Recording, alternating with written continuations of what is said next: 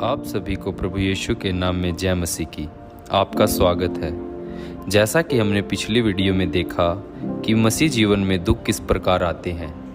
अगर आपने वो वीडियो नहीं देखा है तो डिस्क्रिप्शन में उस वीडियो के लिंक है, आप जाकर देख सकते हैं। आज हम बात करेंगे कि मसीह जीवन में दुख क्यों आता है। यहाँ हम देखते हैं कि दुख में अनुग्रह की वर्षा होती है। यहाँ हम वर्षा को आत्मिक रूप से भी देख सकते हैं। क्या वर्षा के अनुसार वचन में जीवन चक्र होता है? जैसे वैज्ञानिक रूप से पानी वाष्प होता है, बादल बनते हैं, वर्षा होती है, फिर धूप निकलती है, पानी फिर से वाष्प बन जाता है। यही वाष्पीकरण का चक्र हमारे आत्मिक जीवन में भी काम करता है।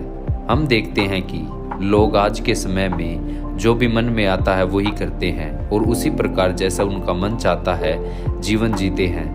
जो मन में आता है वो करते हैं। दूसरी तरफ प्रभु को भी खुश करना चाहते हैं। ये एक गंभीर समस्या है। मन, वचन, शरीर की प्रक्रिया है।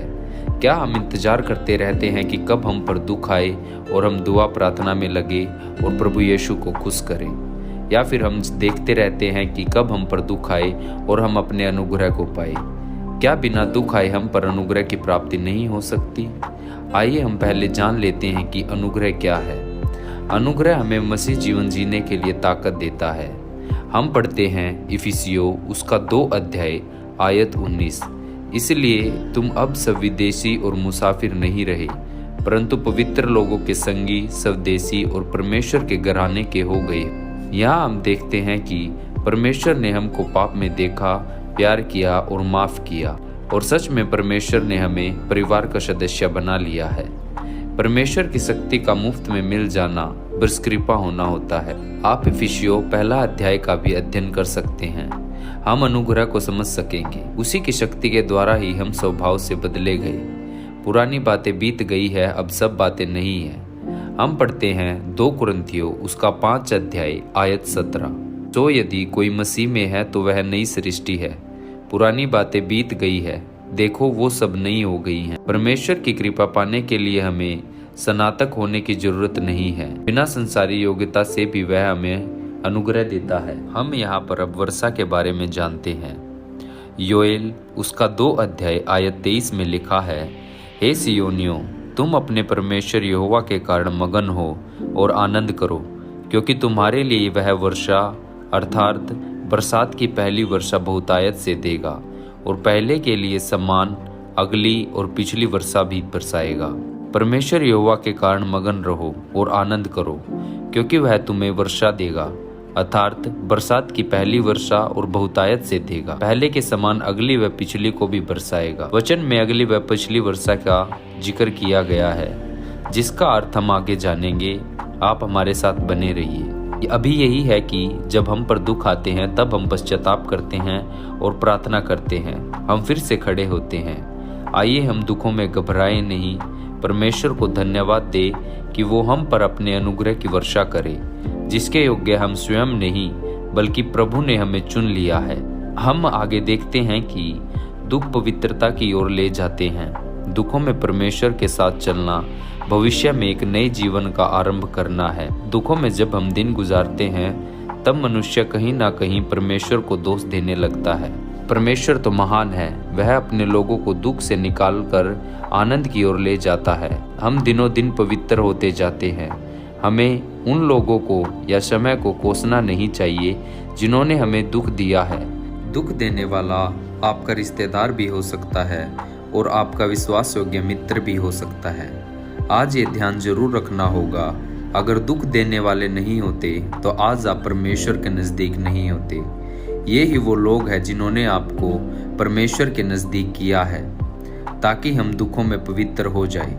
हम पढ़ते हैं रूत उसका 1 अध्याय आयत 13, तो भी क्या तुम उनके सयाने होने तक आशा लगाए ठहरी रहती और उनके निमित्त पति करने से रुकी रहती? हे मेरी बेटियों, ऐसा न हो, क्योंकि मेरा दुख तुम्हारे दुख से बहुत अधिक बढ़कर है। देखो, यहोवा का हाथ मेरे विरुद्ध उठा है। यहाँ हम देखते हैं मेरा दुख तुम्हारे दुख से बहुत बढ़कर है। वह नारी जिसने दुख को अपना साथी बनाया, अपनी विधवा सास का साथ नहीं छोड़ा। दुख में दोनों सास बहू एक रही, परमेश्वर को नहीं भूला। आप जानते हैं कि बोआज व रूत के कुल से यीशु मसीह आए। इज़राइल में भीषण अकाल पड़ने के कारण एलीमेलेक अपने परिवार को रोजी रोटी कमाने खाने के लिए मोआब ले गया। दुख की बात है कि यहाँ मोआब में एलीमेलेक मर जाता है। फिर 10 साल के दौरान नाओमी व एलीमेलेक के दोनों बेटे मर जाते हैं। अब जो मोआबी लड़कियाँ इनके बेटों के लिए ब्याह ली थी विधवा हो गई। नाओमी को तब मोआब में अपना भविष्य अंधकार में लगा। तब वह अपनी बहुओं को लेकर वापस बेतलहम आना चाहती थी। बहुएं निसंतान थी। बहुएं अपनी सास को छोड़कर जाना नहीं चाहती थी। वे कहती रही, हम तुझसे अलग नहीं हो सकती। लेकिन नाओमी कहती है, मैं अब किसी प्रकार से भी तुम्हें बच्चा पैदा करने के लिए पति नहीं दे सकती। भला यही है कि जाओ और अपना जीवन साथी चुनो, जाओ और अपना जीवन जियो। कैसा फैसला, कैसा समय, न रुपया न पैसा, न पति न बेटे, न आगे की कोई संतान। कौन है जो इस दुख में नाओमी को निकाले? कौन पुरुष इन तीनों विधवाओं की मदद करे? इसलिए नाओमी अपना व अपनी बहुओं का भविष्य दुख में और अंधकार में डूबते देखना नहीं चाहती थी। नाओमी तो बूढ़ी हो रही थी, लेकिन बहुएं जवान हैं, इन्हें पति की जरूरत है। इसलिए वह दोनों बहुओं को समझाती है कि जाओ, अपने लोगों में जाओ। एक बहू तो ओसी चली गई, लेकिन रूत नहीं जाती। वह इस दुख में अपनी सास को अकेले नहीं छोड़ना चाहती। वह अपने लोगों में जाने से इनकार करती है। कहती है, तेरे साथ ही रहूंगी। मौत को छोड़कर कोई भी मुझे तुझसे अलग नहीं कर सकती। हम पढ़ते हैं रूत उसका 1 अध्याय आयत 16 से 17। रूत बोली, तू मुझसे यह विनती न कर कि मुझे त्याग व छोड़कर लौट जा, क्योंकि जिधर तू जाए उधर मैं जाऊंगी। जहाँ तू टिके वहाँ मैं टिकूंगी। मेरे लोग होंगे और तेरा परमेश्वर मेरा परमेश्वर होगा। जहाँ तू मरेगी वहाँ मैं मरूंगी और वहीं मुझे मिट्टी दी जाएगी। यदि मृत्यु छोड़ और किसी कारण मैं तुझसे अलग हो जाऊं तो यहोवा मुझसे वैसा ही वरन उससे भी अधिक करे। यहाँ दुख के फैसले की घड़ी में परमेश्वर दोनों के साथ है। तेरा परमेश्वर मेरा परमेश्वर। रूत परमेश्वर यहोवा के और पास आती है। बेतलहम में नाओमी व रूत का स्वागत किया जाता है, परंतु दोनों सास बहू नाओमी व रूत वह दुख नहीं भूल पा रही थी जो उन्होंने पिछले 10 सालों में हुआ था। वे दुखी थी। नाओमी कहती है, मुझे नाओमी न कहो, क्योंकि सर्वशक्तिमान ने मुझे बड़ा दुख दिया है। हम पढ़ते हैं रूत उसका 1 अध्याय आयत 21। मैं भरी पूरी चली गई थी, परंतु यहोवा ने मुझे छूछी करके लौटाया है। सो जब कि यहोवा ही ने मेरे विरुद्ध साक्षी दी और सर्वशक्तिमान ने मुझे दुख दिया है, फिर तुम मुझे क्यों नाओमी कहते हो? नाओमी भरी पूरी गई थी, लेकिन खाली हाथ लौट कर आई थी। यहाँ नाओमी परमेश्वर से नाराज नहीं है, न ही उसको कोस रही है। वह बार बार कहती है वह सर्वशक्तिमान है। वह अपने आप मन ही मन में कह रही है। जब दुख में उसका मन रो रहा है, वह कह रही है कि मेरे साथ कितना बुरा व्यवहार किया है। यहाँ वह अपने परमेश्वर यहोवा के प्रति विश्वास खो नहीं रही। दुखों से दूर निकलने व परमेश्वर पर सब कायम रखते हुए वे कार्य कर रही है। वे कार्य कर ही रही थी विश्वास के साथ। बोआज रूत व नाओमी के दुख को दूर करता है।